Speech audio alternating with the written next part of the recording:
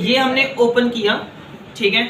अब हम इसको अगर खोलना चाहें तो ये नहीं खुलेगा, ठीक है। तो ये क्या हो गया, इंटरलॉकिंग मैकेनिज्म। ये भी एक सेफ्टी फीचर के अंदर ही आता है कि एट अ टाइम जो है वो हमारा एक ही वेपराइजर जो है वो ओपन हो सकेगा। तो हम इसको ओपन करते हैं तो ये आसानी से खुल जाएगा, ठीक है। ठीक हो गया, एक चीज क्लियर होगी। अब इस मॉडल की बात करें तो ये है हमारे पास प्राइमस। ये बहुत जबरदस्त मशीन है, ठीक है, और ये कॉस्टली भी है उस लिहाज से, क्योंकि इसके अंदर तमाम चीजें जो सी हैं इसकी इस डिस्प्ले स्क्रीन के ऊपर वो शो कर देता है, ईच एंड एवरीथिंग। जो मैं बात कर रहा था लो फ्लो टेक्निक की, ठीक है, वो हम आज इसको ऑन करते हैं तो हमें कुछ यहाँ पर चीजें नजर आना स्टार्ट हो जाएंगी कि ये रिकमेंड भी करते हैं, ये बताता भी है अगर हम वेट पेशेंट का जो है वो एज और वेट इंटर करें तो ये बताता है कि इस पेशेंट को इतना जो फ्लो है ये सरप्लस जा रहा है, कम जा रहा है, ज्यादा जा रहा है। तो यहाँ पर वो बार शो कर रहा होता है, जैसे जैसे कौन सा मोड आपने सेलेक्ट किया है वो उसका आइकन यहाँ पर बनाता है। इसी वजह से ये सारे फंक्शंस की वजह से ये कॉस्टली भी है।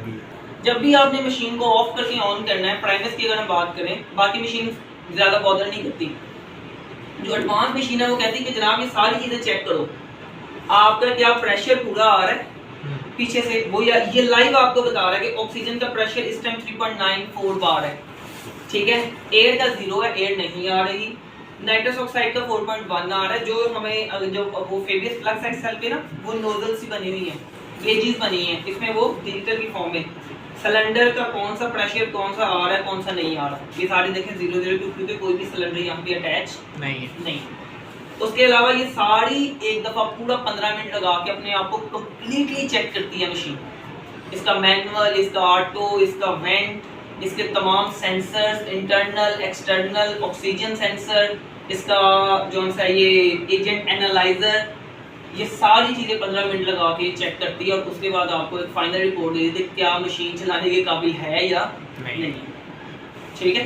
तो ये मशीन इस लिहाज से ये एडवांस फॉर्म में है। लास्ट पे हम एक दफ़ा वो चेकलिस्ट भी परफॉर्म कर लेंगे।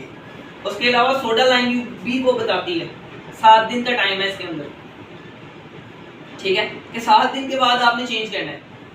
बेशक केस करो ना करो, मशीन ये कहती है कि चेंज करो, क्योंकि 7 दिन हो गए हैं मशीन को, 7 दिन पहले आपने चेंज किया था। तो हम क्या करते हैं फिर जो देसी तरीका है, उसने ऑप्शन दिया कि हाँ जी मशीन को क्या पता कि हमने चेंज किया नहीं किया, ठीक है, उसने सिर्फ इंडिकेशन देनी, तो हम क्या करते हैं soda line change, okay change हो गया। अब ये देखें हमारे पास यहाँ पर एज आ गई है, एज हम डाल देते हैं, लेट्स सपोज एक है हमारे पास 26, वेट हमने डाल दिया लेट्स सपोज 65, ठीक है जी।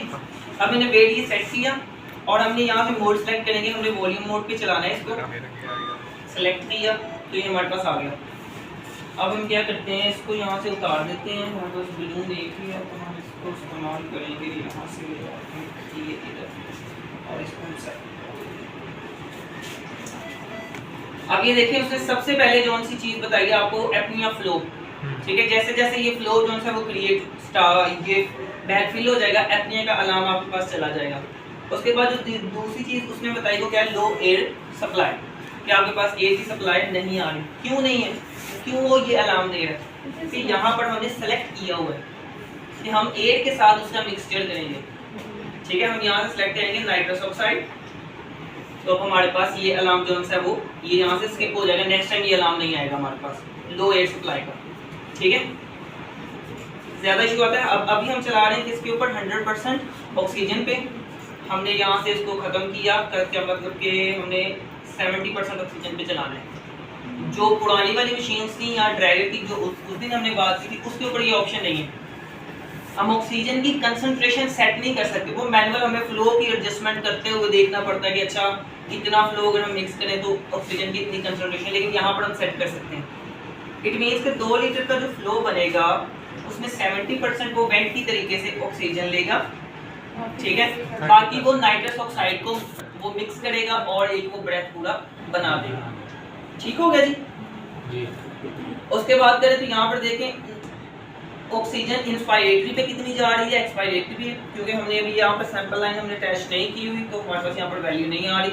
नाइट्रस ऑक्साइड कितनी जा रही है, कौन सा एजेंट जा रहा है वो भी यहाँ पर लिखा आ जाता है, आइसो है, सीवो है, कितनी वैल्यू है उसकी, ठीक है। तो ये सारी चीज़ें हम यहाँ पर, अब ये देखिए यहाँ पर O2 का कितना फ्लो है। अब यहाँ पर गौर से देखें तो हमने टोटल फ्लो कितना खोला है 2, ठीक है। O2 का फ्लो खोला है यहाँ पर कितना है 2 लीटर टोटल फ्लो खोला है, 70% ऑक्सीजन है। तो यहाँ पर अगर हम देखें तो ये O2 का फ्लो की है लिमिट, तो वो कितना 1.5 के राउंड अबाउट सेट है, ठीक है। और बाकी वो नाइट्रस ऑक्साइड के कितना 0.5 के राउंड अबाउट वो सेट हो गया खुद ब खुद ही। जैसे जैसे हम इसकी कंसंट्रेशन चेंज करेंगे ये देखिएगा कि वो खुद ब खुद अपने जो सी है ना वो पॉइंट को एडजस्ट कर देगा, ठीक है। सो कंसंट्रेशन के लिहाज से कौन सी गैस कितनी जाएगी वो खुद ब खुद ही सारी एडजस्टमेंट कर रही होती है मशीन। यहाँ पर बात करें तो ये हमारे पास फ्लो है कुछ। अब हम ये देखें तो हमने इस ग्रीन लाइन के अंदर है ना, ये यहाँ पर 4 ऑप्शन है। डेफिसिट कि हमारा फ्लो कम है हमारी एज के लिहाज से जो हमने एंटर की है, वेट और एज एंटर की है। एफिशिएंट चल रहा है, यहाँ पे सरप्लस है। तो अब अगर हम इसके फ्लो को बढ़ाएं, लेट्स सपोज 3 करते हैं, तो ये लाइन थोड़ी सी ऊपर आएगी और ये हम एफिशिएंट वाले बॉक्स के अंदर आ जाएंगे, ठीक है। लेकिन आप कितना फ्लो खोलते हैं 4 से तो स्टार्ट ही होता है 5, ठीक है। 5, 6, 7 तो ये तो कॉमन चीजें चलती हैं हमारे पास, ठीक हो गया। अभी हमारे पास क्योंकि एजेंट एनालाइजर यहाँ से कनेक्टेड नहीं है, सो नहीं हो पा रहा। तो ये जो है ना, ये चीज़ें सारी जो सी मैटर करती हैं हमारे पास। उसके बाद हमारे पास मोड कौन सा है, अभी देखिए ये ऑप्शन किसका मैनुअल का है। जब हम इसको मैनुअल पे यहाँ पे डालेंगे, ये हमारे पास मैनुअल स्पॉन्टेनियस, तो ये हमारा आइकन देखें यहाँ पर ये ऑन हो गया, ठीक है। वेंट पे डालेंगे, उसके अलावा अगर आप वेन सर्किट या जो एम्बोवैग वाला सर्किट आपका होता है उस पर डालेंगे तो ये यहाँ पर शिफ्ट हो गया, ठीक है। फ्लो कैसे बन रहा है, ग्राफ्स कौन कौन से हैं, एंटाइडल CO2 आपकी कार्बन डाइऑक्साइड इन पे कितनी है, आउट पे कितनी है, minute ventilation, tidal volume, frequency, peak value, plateau कितना है, ठीक है। पेशेंट की तरफ से कोई एफर्ट तो नहीं आ रही, अगर स्पॉन्टेनियस पे होगा तो ये जो लंग बना हुआ है ना इसके ऊपर क्रॉस है, ये ऐसे ब्लिंक करेगा, ऑन होगा ऑफ होगा, ऑन होगा ऑफ, मतलब कि पेशेंट की तरफ से एफर्ट आ रही है। पीक प्रेशर है। उसके अलावा हम अगर बात करें तो CO2 अलार्म स्क्रीन लेआउट की बात, यहाँ पे लूप्स भी हैं, ठीक है। अब ये लूप्स डिफरेंट हो जाएंगे, यहाँ पर आपको नजर आएंगे। सॉरी, हम यहाँ पर मोड ही हमने चेंज किया हुआ है, कैसे लगे क्योंकि हमने वहाँ से नहीं लिया कोई से। अभी देखिए ग्राफ बनना स्टार्ट हो गया, ठीक है। तो ये लूप से भी हम जो है ना वो देख सकते हैं। एग्जिट लूप करेंगे स्क्रीन लेआउट के अंदर, हम यहाँ से चेक कर सारी ऑप्शन हमारे पास हैं, हम इसको नहीं छेड़ेंगे। अलार्म लिमिट्स है, स्टार्ट टाइमर अगर हमने सेट करना है, प्रोसीजर का टाइमर सेट करना है, ठीक है, कि हमारा ये जो प्रोसीजर है कितने टाइम ड्यूरेशन में चलता है, तो हम यहाँ से स्टार्ट टाइमर कर लेंगे। बाकी वही सेटिंग है सारी, ठीक है, कि हमारे पास पीप है, ठीक है, T inspiratory frequency, BT Pmax है, और ये वो जो ट्रिगर हमने PI.pip था वो जो मैंने आपको अलग पिक्चर भी सेंड की थी। इसके अलावा कुछ एक्स्ट्रा सेटिंग्स भी हैं जिसके अंदर हमारे पास ट्रिगर है, ठीक है, कि पेशेंट की तरफ से अगर कोई एफर्ट आती है। उसके अलावा टी स्लोप है, स्लोप बेसिकली होती है राइज टाइम की, अगर हमने मे भी बात की हो वेंटिलेटर के केस में, नहीं बात की नहीं। अच्छा, ये चीज़ स्किप हुई है क्योंकि ये बहुत ज़्यादा इंपॉर्टेंट है। अब एक बलून है, बलून को 2 तरीके से हम जो है ना वो फुला सकते हैं। एक करें कि लेट्स सपोज अगर हमारे पास ब्रेथ का टाइम है 2 सेकंड, सॉरी सेकंड है 6 सेकंड का ब्रेथ है, 10 ब्रेथ लेने हैं और एक ब्रेथ को टाइम आया कितना 6 सेकंड का। इट मींस कि अगर IE रेशियो 1:2 है तो हमारे पास इंस्पायरेटरी का टाइम कितना आया 2 सेकंड। अब 2 सेकंड में इंस्पायरेटरी होगी, लेकिन उस 2 सेकंड में से पीक कितने टाइम में अचीव हो जाएगी, वो बेसिकली आपकी स्लोप है, मतलब कि स्पीड ऑफ द ब्रेथ, ठीक है, कि हमने करके ऐसे आहिस्ता आहिस्ता करके 2 सेकंड के अंदर वो अपनी फूक कंप्लीट करनी है, या फिर हमने बाद में स्टे करवाना है उसको।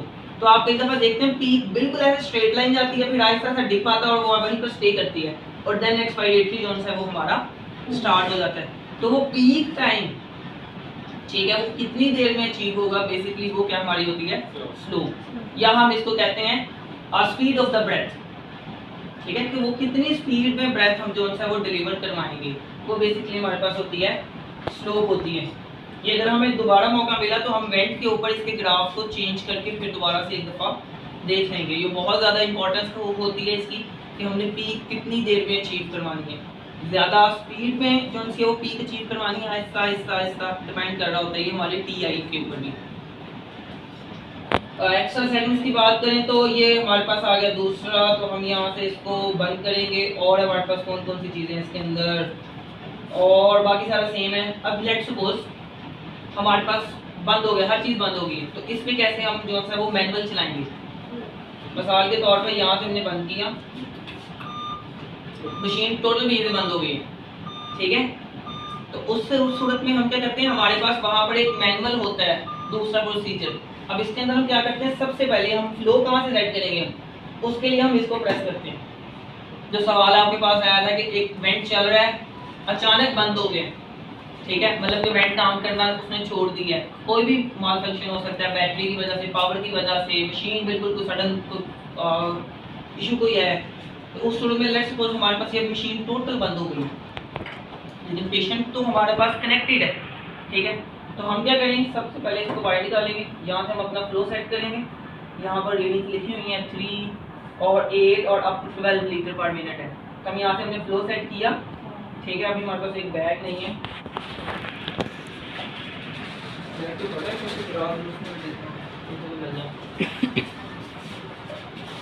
फिल होना स्टार्ट हो जाएगा। अभी देखें, जैसे ही हम इसको सेट करेंगे 20, तो ये बलून फिल होना स्टार्ट हो जाएगा, ठीक है। सिर्फ ऑक्सीजन जा रही है, ऑक्सीजन इसके साथ जो भी हमने यहाँ पर आईसो या सीओ सेट किया है, जितना भी सेट किया है, तो हमारे पास फ्लो जो है इसमें से हो के तो हमारे पास यहाँ पर आ रहा है। अब ये देखें, ठीक है। अगर हमारे पास वहाँ पर बलून होता है दूसरा, तो हम उसको वेंटिलेट करवा सकते हैं आसानी से। तो आपके पास अगर सडन ब्रेक डाउन भी आ जाए, वेंट बंद हो जाए, मशीन ही टोटल बंद हो गई है, वेंट तो मशीन ही बंद होगी, तो आपके पास एक ऑप्शन होता है मैनुअल मोड का। मैनुअल मोड के अंदर आप अपना फ्लो सेट करेंगे, डिफरेंट मशीन का डिफरेंट होता है। इसके अंदर हम यहाँ से फ्लो सेट करेंगे 0 से लेके 12 तक, ठीक है। अगर हमने जैसे लेट्स सपोज पेशेंट हमारा क्लियर हो गया, तो हम क्या करेंगे, इसको वापस 0 पे लेके आएंगे और इसको इंसर्ट कर देंगे, और ये हमारे पास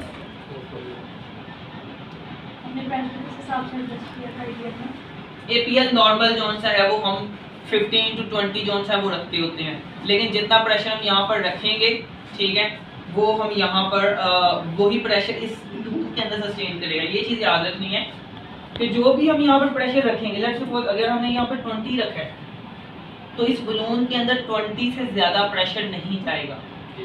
तो हम इसको एम्बो बैग नहीं कह सकते। एक और चीज़, ठीक है, एम्बो बैग नहीं है, ये रेजरवायर बैग है। इसके अंदर चीज स्टोर्ड होती है हमारे पास, और यहाँ से हमने जितना हम एपीएल से सेट करेंगे, अब ये देखें ये फिल नहीं हो रहा, हमने एपीएल को 20 पे किया हुआ है।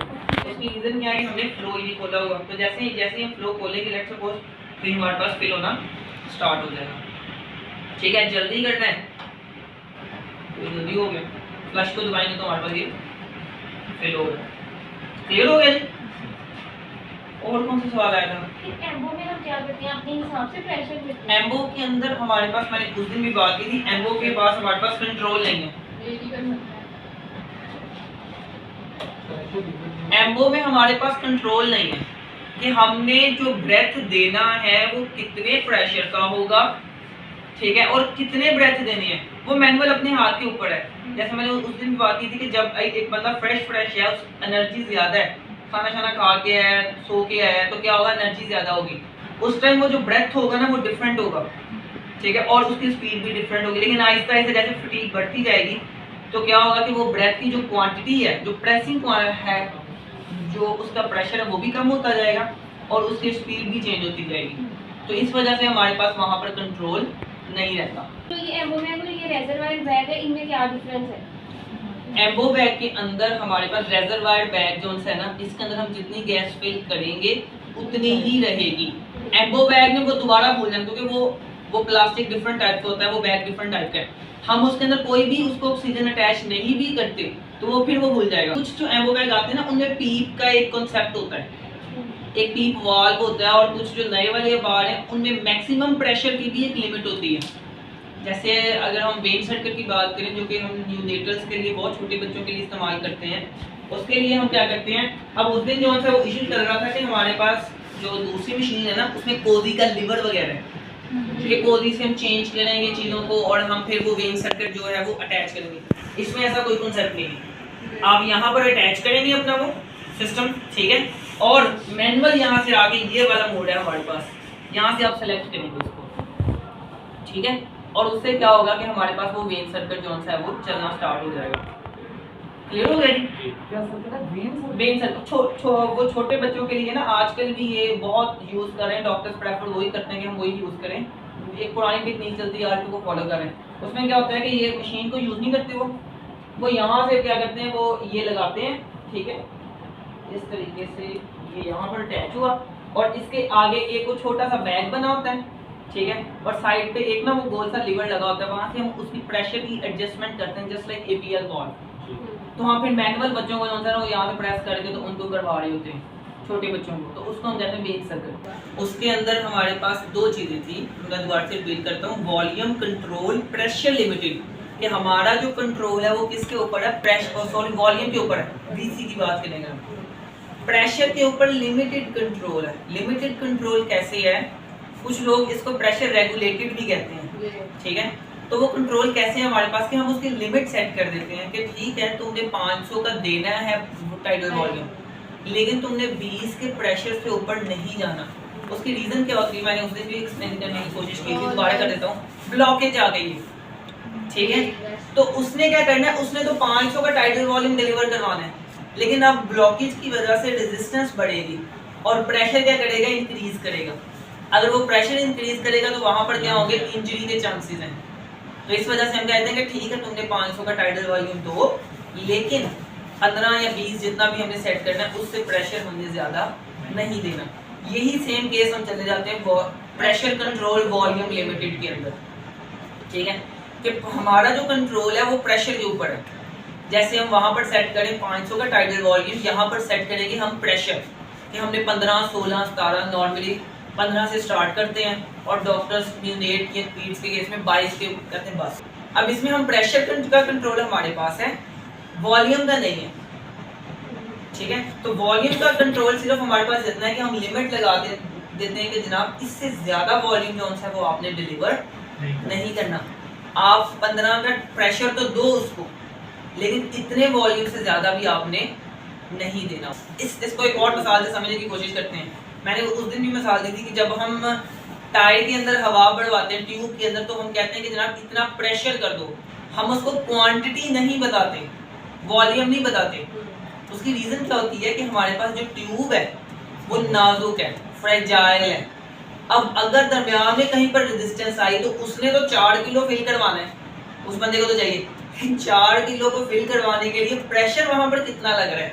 अगर तो नॉर्मल हुआ तो प्रेशर को बियर कर जाएगा, लेकिन अगर रेजिस्टेंस आई या उसकी वॉल्स कहीं से पंक्चर है, ठीक है, तो वॉल्स क्या हो गई हैं, वीक हो गई हैं, तो क्या होगा, ट्यूब फट जाएगी। लेकिन यही काम जब हम जाते हैं घर का जो सिलेंडर होता है या ऑक्सीजन सिलेंडर होता है, हम कहते हैं 4 किलो गैस फिल कर दो, 5 किलो कर दो, तो वहां पर हम प्रेशर को क्यों नहीं ले रहे, क्योंकि वो जो हमारे पास लंग्स, अगर हम समझ लें वहां पर कि वो सिलेंडर लंग्स है तो वो हार्ड है, थोड़ा सा पेशेंट पे डिपेंड कर रहा है पेशेंट क्या देना क्या नहीं। हाँ, ईच एंड एवरीथिंग। कई दफा हमारे पास पेशेंट ऐसा भी आया है यहाँ पर लाइट के अंदर ही है, वो अडल्ट है, लेकिन उसकी लंग इंजरी, लंग्स जो है बहुत ही फ्रेजाइल है, लंग्स इंजर्ड है, तो हम फिर उसको वॉल्यूम की बजाय प्रेशर के ऊपर जो है वो चला रहे होते हैं। और एनआईएफ जो था नेगेटिव इंस्पिरेटरी प्रेशर, उसकी क्यों जरूरत पड़ी जब पॉजिटिव हम दे रहे हैं? आपने कहा निफ वो इस वजह से हमें, वो हम करते क्यों है, पहले तो ये सवाल है ना, हमें वो क्यों करते हैं, हम वो एक प्रोसीजर है वो हम करते क्यों है। नॉर्मल जो हमारी वेंटिलेशन है उसमें हम आजकल जो चला रहे हैं वो पॉजिटिव प्रेशर को यूज कर रहे हैं। एक प्रेशर हम जनरेट करते हैं और वो लंग्स के अंदर फेंकते हैं, ठीक है। फिर हम क्या करते हैं, तो जो एक्सपायरेटरी वाल्व है वो उसको रिलीज करता है और वो जो प्रेशराइज्ड गैस है वो जो चीज हमारे पास एक्सपायर हो जाती है। अब निफ का मकसद क्या है, सबसे पहले ये समझना है। निफ मैंने बताया था कि ये एक टेक्निक है वेन ऑफ की, पेशेंट को उतारने की, वेंट से, ठीक है। जब पेशेंट, हमने लेट सपोज पेशेंट हमारे पास आया, हमने उसको सीएमबी में चलाया, एसआईएमबी में सपोर्ट मोड में लेके गए, फिर हम सीपैप या पीएसबी में ले गए, ठीक है। उसके बाद हमने पेशेंट को टेस्ट करना है कि पेशेंट क्या इतने लंग्स उसके जो से हैं वो हेल्दी हो चुके हैं कि वो खुद ब्रेथ ले सके। उसको चेक करने के लिए फिर एक टेक्निक थी जिसको हमने बात की थी, निफ। अब निफ बेसिकली क्या है, कि हम वहां से expiratory hold, I think so, expiratory को हम होल्ड कर देते हैं कि जो है ना इसने मशीन ने एक्सपायरेटरी नहीं करवानी, वो पेशेंट क्या करता है वहां पर उसको सक करता है, sorry inspiration hold, expiration hold हम करते हैं कि एक्सपायरेटरी पे वो रहेगी, इंस्पायर नहीं करवाएगी। तो अब इंस्पायरेशन अब कौन करेगा? पेशेंट खुद करेगा। तो अपने लंग्स से ना वो एक नेगेटिव प्रेशर क्रिएट करेगा, ठीक है। जब हमने यहाँ पर होल्ड कर दिया इसको कि जनाब तुमने इसको, कोई मशीन ने कोई भी ब्रेथ नहीं दे दी, ठीक है, मशीन की तरफ से कोई एफर्ट नहीं है, ठीक है, तो पेशेंट लंग्स क्या करेगा, लंग्स ने सांस चाहिए उसको पेशेंट को, तो वो लंग्स क्या करेंगे, उसको खींचेंगे, तो एक नेगेटिव प्रेशर वहां पर जो फोर्स है लगेगी, वो फोर्स हम बेसिकली वहां पर कैलकुलेट कर रहे होते हैं कि वो फोर्स कितनी है, इसको हम कहते हैं लिफ्ट। अगर वो बेहतर फोर्स है तो फिर हम कहते हैं पेशेंट की कंडीशन अच्छी है, हम इसको वेन ऑफ। अगर वो कम है तो फिर हम उसको पेशेंट को भी वेंट पे रखते हैं ताकि हमारा पेशेंट और अच्छे तरीके से हो सके। तो ये बेसिकली निफ्ट एक वेन ऑफ टेक्निक है पेशेंट टेस्ट करने के लिए कि जब जिसके अंदर हम एक्सपायरेटरी होल्ड कर देते हैं, पेशेंट को इंस्पायरेशन नहीं करवाते और उसमें पेशेंट खुद अपने लंग्स की एफर्ट लगाता है एयर को वो मिक्सचर के लिए, जिससे हम उसकी वैल्यू को डिटरमिन करते हैं और हमें वैल्यू निकाल आती है। डॉक्टर उसको देखता है, अगर वो उसके अकॉर्डिंगली है पेशेंट की कंडीशंस के लिहाज से, एज वेट सारी कंसिडरेशन करते हुए, और फिर उसको वेन ऑफ की तरफ ले जाए या फिर उसको बैंक पे अभी और कंटिन्यू सीपैप वगैरह पे रखिए उसको। इसकी जरूरत पेश क्यों आती है सारे कामों की? नॉर्मली क्या होता है कि हम पेशेंट आया रिकवरी होते होते, लेकिन अचानक कोई कॉम्प्लिकेशन ऐसी हुई कि पेशेंट को दोबारा हमें फिर बेड की तरफ लेके जाना पड़ता है सीपैप से। हम वो बाहर लग रहा है क्योंकि हमने कोई टेस्ट तो नहीं किया, एबीजी सही आ गई है, ठीक है, सैचुरेशन मेंटेन कर रहा है, तो हम पेशेंट को हमने क्या कि वेन ऑफ करवा देते हैं। लेकिन थोड़ी देर के बाद ही ऐसा प्रैक्टिकल हुआ कि पता नहीं जो भी कुछ हुआ, पेशेंट दोबारा से उसकी हालत खराब हो गई। तो इसलिए एक सेफ टेक्निक है कि हम पहले उससे टेस्ट करें, ठीक है, और देन हम उसको जो है वो वेन ऑफ की तरफ जाएं। एक्सपायरेटरी की होल्ड करवा रहे हैं जब एक्सपायरेटरी होल्ड दो तरीके से होता है, एक होता है इंस्पायरेटरी होल्ड और एक है एक्सपायरेटरी होल्ड। अब इंस्पायरेटरी होल्ड का मतलब क्या है कि इंस्पायरेशन रहेगी, मतलब ये बलून फुल होके रहेगा, मतलब इंस्पायरेशन मिलेगी, मतलब देगी भी मशीन। एक्सपायर नहीं होने दोगे। जैसे बलून फील्ड है ना, ऐसे आपके लंग्स रहेंगे। जितना प्रेशर, लेट सपोज आपने 16 का प्रेशर उसे देना है ना, तो 16 का प्रेशर आपके बलून्स के अंदर रहेगा। 1 second, 2 second, 3 second, 4 second, 5 second, 10 second, मतलब उसको होल्ड करवाएगा, करवा देगा। अच्छा। एक्सपायर नहीं करेगा। एक्सपायर पे हम फिर चेक करते हैं कि क्या पेशेंट की इतनी कंडीशंस है कि वो एक्सपायरेशन की तरफ जा सकता है। जैसे हम जब P 0.1 देख रहे होते हैं तब हम एक्सपायरेशन को चेक कर रहे होते हैं, नहीं देखेंगे ना पेशेंट खुद कर पा रहा है या नहीं कर पा रहा। ये हमारे पास पेशेंट है, हमने उसका इंस्पायरेटरी होल्ड करवा दिया, सही है। इंस्पायरेशन नहीं, एक्सपायरेशन अब इसकी नहीं हो रही। वो पेशेंट है खुद। अब वो पेशेंट टेस्ट वो जो हम यहाँ पर कर रहे होते हैं, एक्सपायरेशन होल्ड में क्या होगा कि वो उसने लंग्स उसके ऐसे हो गए खाली, चलो जी खींचो हवा को, खींचो खुद, तो वो बलून क्या, वो बलून या वो जो लंग्स है अब ये बिल्कुल ब्लैंक हो गए। अब क्या है, जो भी प्रेशर होगा पीप का, नॉर्मली यहाँ पर ना हम सस्टेन कर रहे हैं कि उससे ज्यादा आप खींचो। हम लंग्स कहते हैं कि जनाब अब अपनी एफर्ट करें। पेशेंट अगर एफर्ट करता है तो क्या करेगा, वो यहाँ से इसको एयर को खींचेगा, मिक्सचर को खींचेगा, और वो कितनी फोर्स से खींच रहा है वो हम यहाँ पर मॉनिटर कर लेंगे। थोड़ा बहुत कुछ, ज्यादा नहीं, थोड़ा बहुत कुछ क्लियर हुआ जी। पीक जो है, पी मैक्स हमारे पास मैक्सिमम लिमिट होती है। पी मैक्स जो है कि हमने कोई भी ब्रेथ है उसकी लिमिट सेट कर दी कि जनाब आपने ब्रेथ 30 या 35 से ज्यादा नहीं देनी। लेकिन पीक जो वैल्यू है, पी कोई भी जो ब्रेथ जा रही है उसमें पीक वैल्यू कितनी है। मिसाल के तौर पर हमने एक 500 का टाइटल वॉल्यूम डिलीवर करवाना है, 30 की हमने पी मैक्स सेट कर दी है, ठीक है। लेकिन उस टाइम जो ब्रेथ जा रहा है नॉर्मल है, ब्लीडिंग वगैरह सक्शन की हमें जरूरत नहीं पड़ी है, ब्लॉकेज कोई नहीं है, तो उसका 17-18 की चल रहा है, तो पीक वैल्यू कितनी हुई 17 उस ब्रेथ की। हाँ जो लंग्स के अंदर जो पीक वैल्यू जा रही है वो मैक्स है वो मैक्स है। पी मैक्स का मैक्सिमम वैल्यू कितनी जाएगी और अभी कितनी जा रही है, वो पी पीक होगी। अब इस केस में बात करें तो पी मैक्स क्या होगी 30 और पी पीक कितनी होगी 70। मतलब उसकी मैक्सिमम अमाउंट कितनी जाएगी, वो P max और उसके प्रेशर कितना है, प्रेशर अभी कितना जा रहा है वो सेपरेट है। यहाँ पर पी पा की वैल्यू भी आती है, प्रेशर एयर प्रेशर वैल्यू भी होती है, पी पीक पी प्लेट्यू, ये सारी चीजें।